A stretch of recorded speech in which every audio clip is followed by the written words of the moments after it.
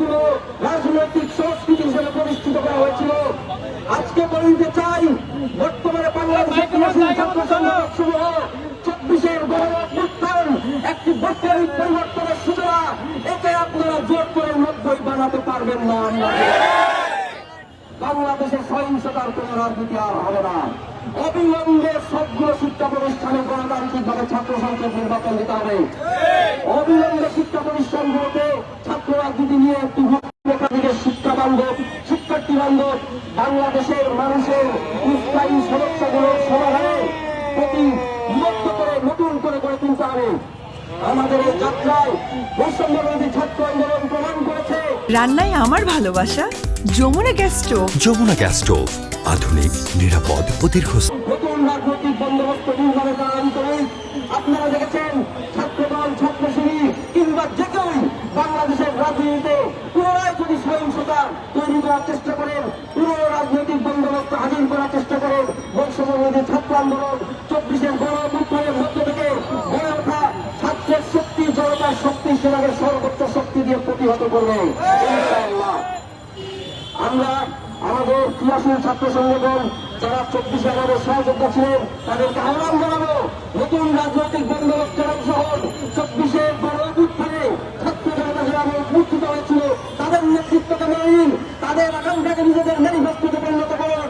হইলে আপনাদের রাজনীতি থাকবে না। বাংলাদেশের সামনের রাজনীতি 24-এর রাজনীতি, 24-এর গণঅভ্যুত্থানের মধ্যে দিয়ে মানুষের যে আকাঙ্ক্ষা প্রকাশিত হয়েছে সমৃদ্ধিশীল এবং শান্তিপূর্ণ ক্যাম্পাসের যে রাজনীতি, সেই রাজনীতিতে আপনারা ফিরে আসুন। আমরা আপনাদের সাথে থাকবো ইনশাআল্লাহ। ইনকিলাব জিন্দাবাদ।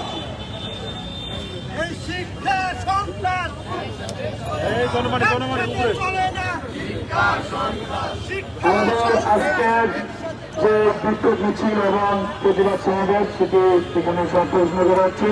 যারা সাংবাদিক বৃন্দগণ আজকে আমাদের সমাবেশ অঙ্কন গল্প থাকবে।